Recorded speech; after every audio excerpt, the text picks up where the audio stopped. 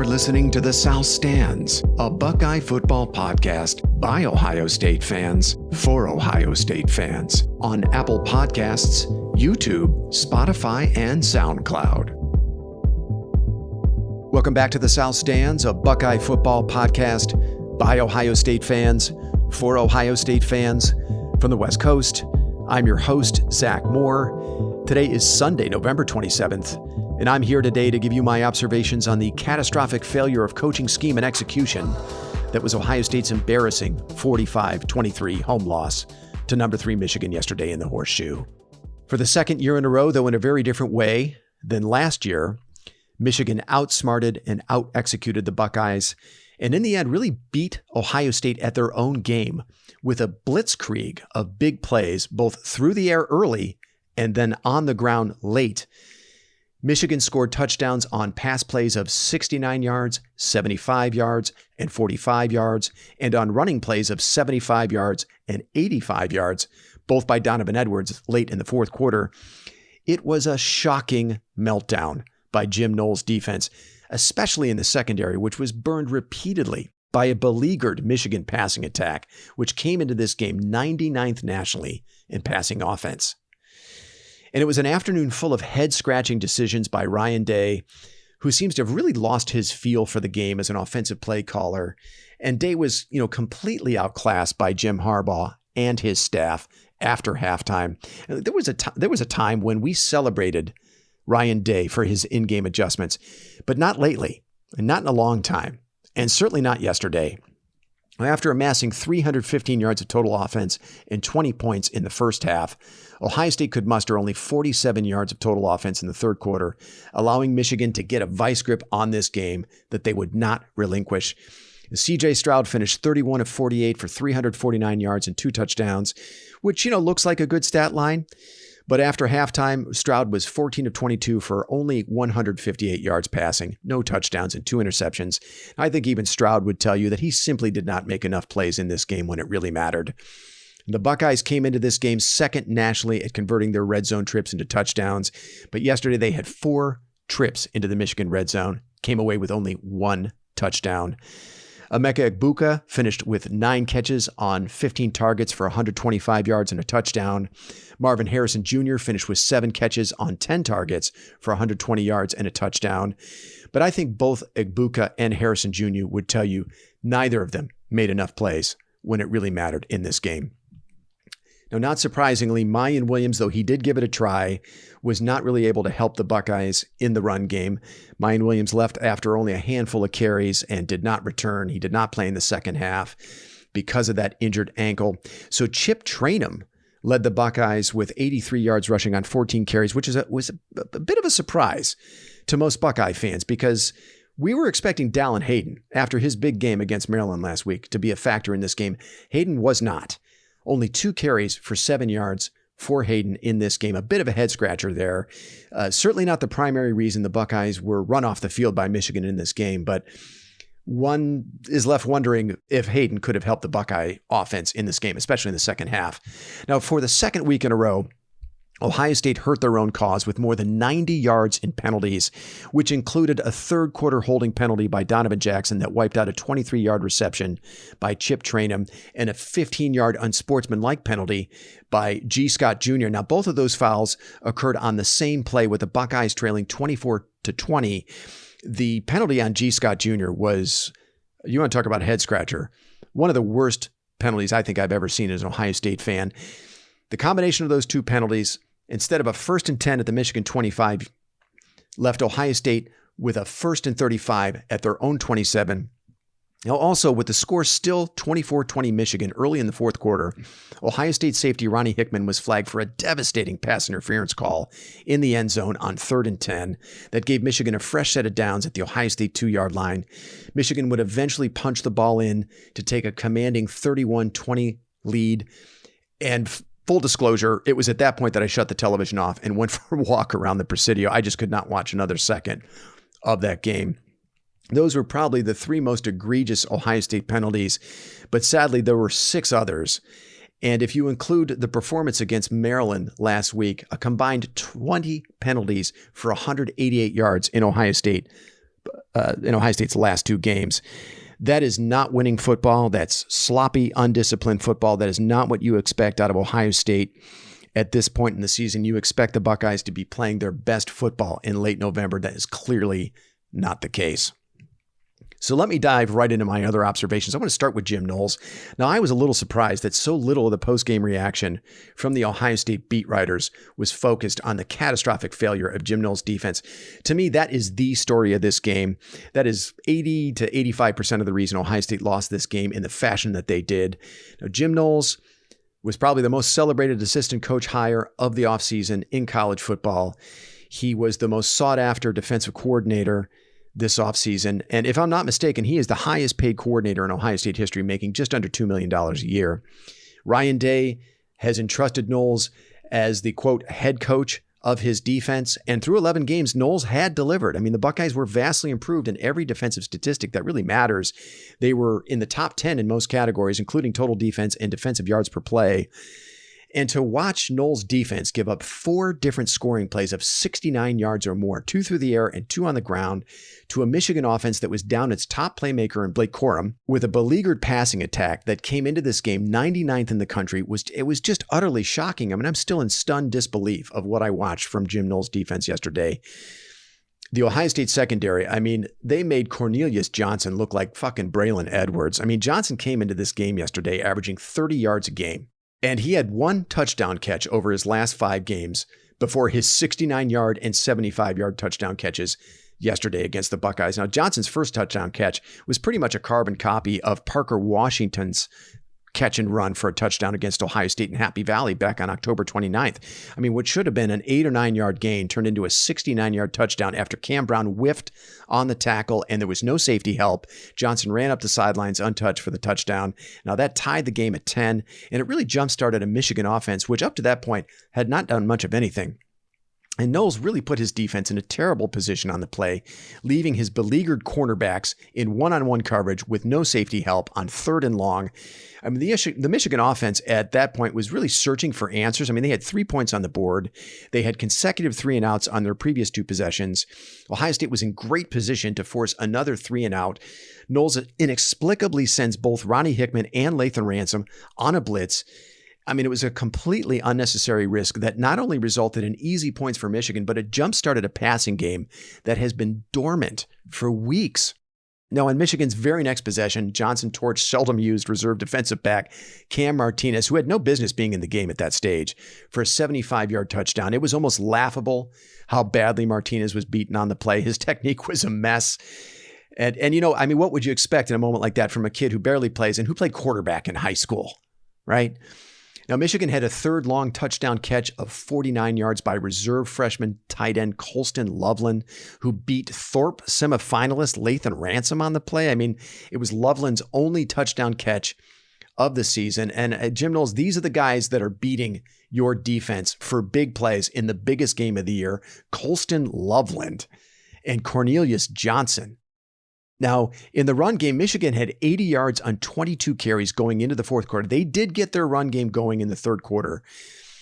But still, 80 yards and 22 carries, not too shabby going into the 4th quarter of this game. We know how good the Michigan rushing attack is, even without Blake Corum. But then in the 4th quarter, Knowles' run defense completely collapses. Donovan Edwards broke off runs of 75 yards and 85 yards. Both went for touchdowns to ice the game. Now, the game was still within reach for Ohio State before Edwards' first touchdown run. The Buckeyes were only down 8 after kicking a field goal to cut the Michigan lead to 31-23. But the defense was misaligned on Michigan's first play from scrimmage after the kickoff. It was a bad run fit, as they call it, at the absolute worst moment. Edwards would squirt through a hole on the right side. Lathan Ransom, who had to come from the other side of the field, was late getting to Edwards, who shot up the sideline for a 75-yard score, and that was basically your ball game. I'm not a smart enough football guy to tell you what Knowles should be doing differently, but I mean, he's going to be doing some soul searching after this game for sure. I mean, it was, again, utterly shocking to see his defense fail so miserably, both in scheme and execution, in pretty much every high leverage moment after the first quarter of this game. Now, in our preview pod, I said probably one of the dumbest things that I've said on this podcast. I said of the Michigan passing game that season-long glaring weaknesses tend to get exposed in games of these stakes. I mean, you never see them magically elevated to a place they've never been before. More often than not, they end up costing you a game like this. Well, ironically, Ohio State's glaring weakness, which is the play of their cornerbacks, was exploited repeatedly by Michigan, resulting in something we seldom see in a game of this magnitude, which is a beleaguered, struggling passing attack, elevating its play in a way we hadn't seen all season. So there you go. You know, I didn't pay quite enough attention to Ohio State's weakness at cornerback, and kudos to Michigan for exploiting it in the way that they did. Now, the play of the Ohio State corners, I think, has really fallen off a cliff since 2019. I mean, really since Urban Meyer left. Jeffrey Okudah was the last truly great Buckeye cornerback. I mean, that was 3 years ago. I'm not even sure Cam Brown or Denzel Burke would have played more than special teams on most of Urban Meyer's teams. And right now, the young pups, J.K. Johnson and Jordan Hancock, they don't look at all ready to play. And I know there have been some injuries in that room, but I'm starting to wonder if cornerbacks coach Tim Walton was the right hire this offseason. We'll see what Ryan Day decides to do there, but there is some work to be done with that position group. I don't know if it's just young guys staying healthy and developing, or if Ohio State needs to look to the transfer portal this offseason to bring in some help at that position. But that was the one position in this game that really, really stood out as a glaring weakness. I think, looking forward to next season and beyond, I think they're going to be fine at linebacker. They're going to be fine along the defensive line, but they really need to elevate the play at cornerback. It has really fallen off these last 3 seasons. So what do we make of Ryan Day after this performance? We've seen him turtle up in some big games before. I mean, the 2019 playoff semifinal against Clemson comes to mind. The 2020 Big Ten title game against Northwestern is another one that comes to mind. Now, Day was able to win that matchup with Northwestern, thankfully, but we've seen questionable play calling and decision-making, which Day often gets away with because of his immense talent edge in most of the games that he plays. But in talent-equated games, it's been costly. And it was again yesterday. For example, on a critical 4th and 2 from the Michigan 34, with Ohio State leading 10-3, Day called a very low percentage pass play to Cade Stover. I mean, Stover's had a good season, don't get me wrong, but that's a high leverage moment in a game with the highest of stakes. And Stover looked like he was C.J. Stroud's only option on the play. He was covered. Stroud's pass was slightly off. The ball fell incomplete. And at that point, I'm scratching my head. I mean, Chip Trainin was averaging 8 yards a carry at that stage in the game. Day had Marvin Harrison Jr. and Emeka Egbuka at his disposal. And the play design was for Stover? In the third quarter, Ohio State trailing 24-20 on consecutive possessions. Day elected to punt on 4th and 3 from his own 49 and 4th and 5 from the Michigan 43. Now that second decision loomed pretty large because Michigan took the ball and went on a 15-play, 81-yard scoring drive that ate up nearly 8 minutes. And that gave the Wolverines a 31-21 lead that seemed pretty much insurmountable at that stage. So, I'm looking at those 3 4th down scenarios, and I got to ask myself, who are you, Ryan Day? I mean, at one moment, you're a riverboat gambler, and the next you're, Kirk Ferentz? I thought Bill Landis of Rivals made a very interesting point in his postgame column today. He said, quote, Day likes to tout being aggressive, but hardly rises to that level in his biggest games. In fact, he struggles to have a real feel at all when Ohio State is playing a matchup opponent on a big stage, end quote. I thought it was a really good observation by Bill Landis. Look, the Buckeyes were outscored 28-3 in the second half. Ryan Day, you have C.J. Stroud, Marvin Harrison Jr., and Emeka Egbuka. I mean, how does that happen? Now, look, at the same time, and I know this is going to sound like an excuse for Ryan Day, but I can't help but wonder how much of a difference a healthy Jackson Smith and Jigba would have made in this game. I mean, all 3 of those 4th down scenarios that I just described were tailor-made for Smith and Jigba. It's also worth mentioning that Travion Henderson was in street clothes on the sidelines yesterday, and Mayan Williams, who, again, tried to give it a go, left the game after only 8 carries. So in Day's defense, just a little bit, injuries loom pretty large for his offense in this game. So Ryan Day is now 1-2 against Jim Harbaugh after consecutive resounding defeats, both of which were close ball games at the half. that turned into Michigan blowouts after halftime. We talk a lot about how the hallmark of a great coach is halftime adjustments, right? And objectively speaking, Day has had the more talented roster in these last two matchups. So right now, Jim Harbaugh, I think, is coaching circles around Ryan Day with not as much talent, right? With the less talented roster. Now, I've seen a lot of fans and even some writers on Twitter today talking about Ohio State getting rid of Ryan Day. Now, that's a little much for me, especially in light of the news that Wisconsin has just hired Luke Fickell. So that takes one big name off the board for Ohio State, if they were even going to consider it, which I think they'd be crazy to do it at this stage. Ryan Day is still 11-1. Last year, he went 11-2. He still has 2 Big Ten titles, 2 playoff appearances, an appearance in a national championship game. And he still does own a resounding 56-27 win over Jim Harbaugh on his resume. Now, am I questioning whether, Day is a long-term fit for this job? Yeah. I am a little bit today, for sure. But I don't think Gene Smith has any justification whatsoever to even be thinking about firing Day. For now, Day and Ohio State are in bed together. They're going to have to work it out, especially in light of the news of Fickell to Wisconsin. They're going to have to figure this out. Now, Jim Harbaugh started his career 0-5 against Ohio State, and that included losses of 42-13, 62-39, and 56-27. Okay? So Michigan and Harbaugh, to their credit, they figured it out. And now Michigan is in command of this rivalry. So Ohio State, Ryan Day, why can't you do the same thing? So what will Ohio State's postseason fate be? Well, with number 5 LSU, number 8 Clemson, and number 9 Oregon all losing yesterday, the Buckeyes' playoff hopes aren't dead yet. I might even suggest they're still very much alive, although they're going to need some help, the Buckeyes. Now, after the dust settles, Michigan and TCU will both move up. Personally, I think there's a very strong case for Michigan to be number 1. They just went on the road without their best player and blew out the committee's number 2. In any case, Georgia and Michigan, they'll have the 2 top spots in the rankings in some order. TCU will almost assuredly be elevated to number 3. I expect USC to move to number 4. Now, where Ohio State ends up in Tuesday's updated rankings will tell us if they have a realistic shot at making the playoff. Will the committee drop the Buckeyes below Alabama, who currently sits at number 7 with 2 losses? Or will they keep the Buckeyes ahead of the Tide at number 5? I think it's going to be either Ohio State or Alabama at number 5 in those upcoming rankings. Now, USC has a date with number 14 Utah, who beat the Trojans earlier this season, by the way, in the Pac-12 championship game on Friday. And TCU has a matchup with number 12 Kansas in the Big 12 championship game on Saturday. Neither of those games is a lock for the Trojans and the Horned Frogs. Those are going to be battles, for sure. Now, between the two, USC-Utah is the one to keep an eye on if you're an Ohio State fan. If the Buckeyes are sitting there as the committee's number 5 and the Utes spring the upset, there's still a pretty compelling argument for Ohio State to get in as the 4 seed. Think about it. Despite the loss to Michigan, the Buckeyes still own 11 wins, which were all by double digits, including wins over Penn State and Notre Dame, who will both finish in the committee's top 20. They've been the committee's number 2 since the release of the first rankings. Ohio State has. That's another, I think, data point. And Ohio State's only loss will be to the committee's number 1 or number 2 team, depending on where Michigan finishes in the final rankings. Probably going to be number 2. So those are 3 big considerations there when you're thinking about Ohio State's playoff resume.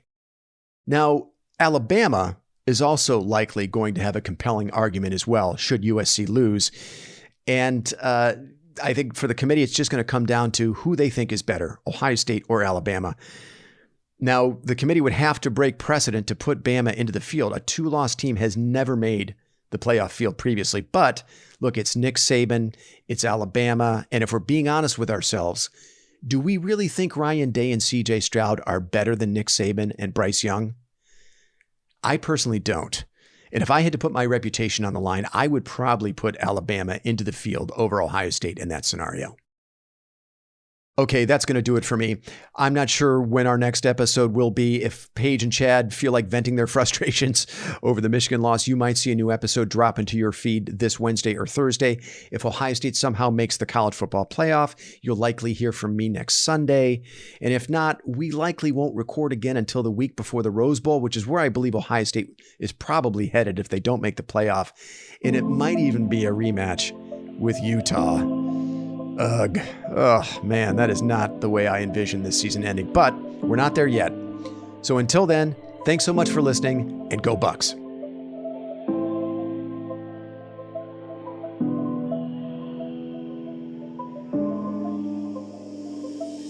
You've been listening to the South Stands, a Buckeye football podcast. You can follow us on Twitter, Instagram, and Facebook, and visit our website at southstandsosu.com.